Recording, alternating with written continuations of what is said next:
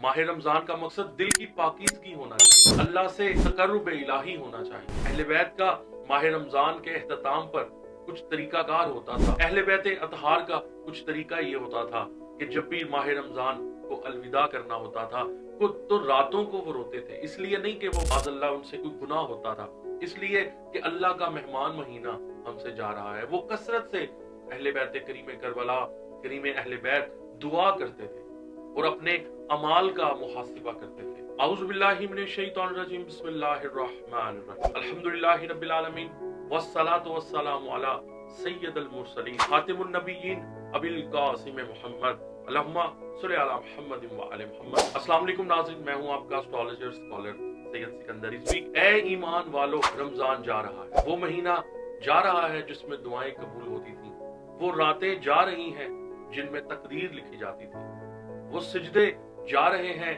जो तुम्हें आसमानों तक ले जा सकते थे। माह रमजान एक मेहमान महीना था, अब जा रहा है। सवाल ये नहीं है कि माह रमजान चला जाएगा, सवाल ये है कि क्या हम बदले हैं या नहीं। कितने लोग थे जो पिछले माह रमजान हमारे साथ मौजूद थे और आज वो कब्रों में हैं।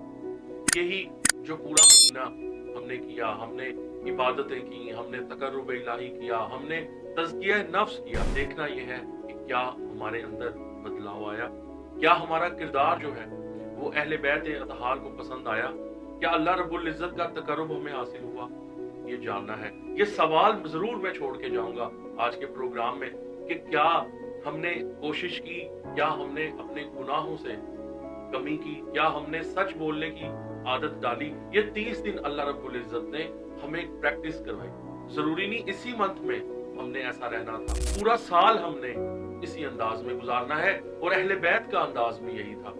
वो माह रमजान को सिर्फ रोजा नहीं रखते थे, बल्कि रोजे की फजीलत को समझकर उसको रखते थे। वो इसे रूह की तरबियत करवाते थे असहाबा इकराम को। इनके नजदीक असल कामयाबी आइमा मासूमीन अलैहिस्सलाम और अहले बैत अतहार के नजदीक क्या है कि इंसान गुनाहों से निजात पाए। माह रमजान का मकसद दिल की पाकीज़गी होना चाहिए, अल्लाह से तकर्रुब इलाही होना चाहिए। अहले बैत का माह रमजान के एहतताम पर कुछ तरीकाकार होता था। अहले बैत अतहार का कुछ तरीका ये होता था कि जब भी माह रमजान को अलविदा करना होता था तो रातों को वो रोते थे, इसलिए नहीं कि वो माज़अल्लाह उनसे कोई गुनाह होता था, इसलिए कि अल्लाह का मेहमान महीना हमसे जा रहा है। वो कसरत से अहले बैत करीम करबला, करीम अहले बैत दुआ करते थे और अपने अमाल का मुहासिबा करते थे। आज जो अहम मौजू है वो है सदकातुल फित्र। शरई लैंग्वेज में कहा जाता है सदकातुल फित्र, यानी अल्लाह रब्बुल इज़्ज़त ने इस दिन के अंदर भी एक सदका जो है वो वाजिब किया है। मुस्तहब नहीं है, ये वाजिबात में से है।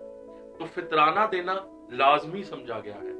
ईद का शुक्र का दिन समझा जाना और उसको शुक्र के तौर पर सजदा शुक्र भी करना, और हकीकी खुशी ये है कि मैंने अल्लाह के मेहमान महीने का एहतराम किया, उसके अंदर मैंने अल्लाह की तकर्रुब इलाही को जो है वो ज्यादा से ज्यादा किया, तो ये खुशी का महीना है। अहले बैत अतहार ईद को जश्न नहीं बल्कि कबूलियत का दिन समझते थे। इनके नजदीक ईद इसकी है जिसके गुनाह माफ हो जाए। सुभान अल्लाह। ये जो माह रमजान का आखिरी दिन होता है इसकी बहुत ज्यादा फजीलत बयान की गई है। अहले बैत ताहिरीन ने, आइमा मासूमीन ने, पंजतन पाक ने आखिरी रोजे को बहुत ज्यादा मोतबर जाना है।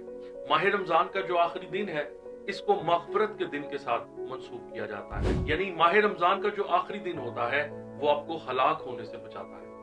इसलिए फितराना रोजे को पाक करता है, जिसको हम सदकातुल फित्र भी कहते हैं। ईद का दिन शुक्र का दिन है, रोजा ढाल बनता है। अल्लाह रब्बुल इज़्ज़त माह रमजान के आखिर में बंदों को गुनाहों से आजाद कर देता है, तो इसलिए फितराना जरूर दीजिए। ये सदका बला को भी दूर करता है, तो फितराना को एक सदका के तौर पर माना जाता है। अहले बैत अतहार गरीबों को बहुत ज्यादा तरजीह देते थे और नियत अमल से ज्यादा अहम होती। जिसने दिल साफ किया इसने सब कुछ पा लिया। फितराना जिसको सदकातुल फित्र कहते हैं हर मुसलमान पर वाजिब है। गरीबों का हक है, रोजे की कमी को पूरा करता है, और अगर तुमने रोजे रखे हैं लेकिन फितराना नहीं दिया तो तुम्हारी इबादत अधूरी है। करीम अहले बैत कभी फितराना में ताखीर नहीं करते, बल्कि बार बार जो है वो तायीद किया करते थे कि फितराना दो, बल्कि यहाँ तक कि तुम्हारे घर में कोई मेहमान भी आ जाए तो मेहमान का फितराना भी उस अहले घर वालों पर वाजिब हो जाता है। तो असल ईद क्या है? नए कपड़े नहीं, मीठा नहीं, बल्कि अल्लाह की रजा, गुनाहों की माफी। ताकतवर बंदा वो है जो गुनाहों से जिसने तौबा कर ली। ईद इसकी नहीं है जो हंस रहा हो, ईद उसकी है जिसे अल्लाह ने अपने बारगाह में कबूल कर लिया। या बारेलाहा, माह रमजानुल मुबारक का हमने हक अदा नहीं किया, हमने आमदन नहीं की। अगर सहवन कोई गलती हो गई है तो या बारेलाहा तू इसको कबूल करने वाला है, माफ करने वाला है। जो तुझे पसंद नहीं आया तो बारेलाहा इस आखिरी दिन का सदका या बारेलाहा हमारी माफी फरमा। और बहुत सारे लोगों ने मुझे कहा है कि रिजवी साहब हम आपका वजीफा या और हमें बहुत ज्यादा इसमें तशफ़ी कलूब हुआ।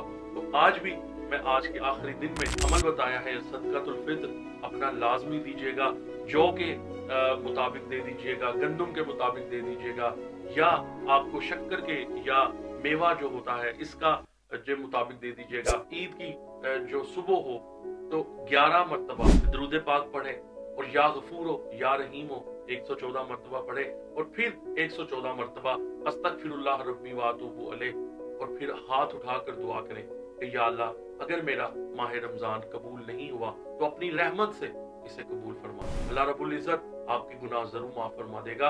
और माह रमजान जा रहा है लेकिन हमारी तकदीरें अभी लिखी जा रही हैं। फैसला तुम्हारे हाथों में है, तुम निजात पाने वालों में शामिल होगे या महरूम रहने वालों में होगे। दावत फिक्र है, अपना बहुत ख्याल रखिएगा। और या बारिलाहा हमें तमाम गुनाहों से माफी फरमा दे। बहुत बहुत अहले ईमान को जितने भी मुल्क में हैं या मुल्क से बाहर हैं, सबको मेरी तरफ से बहुत बहुत दिली ईद मुबारक। और ऐसे ईद मनाइएगा, गरीबों का ख्याल रखिएगा, जो लोग मस्कीन हैं उनका ख्याल रखिएगा।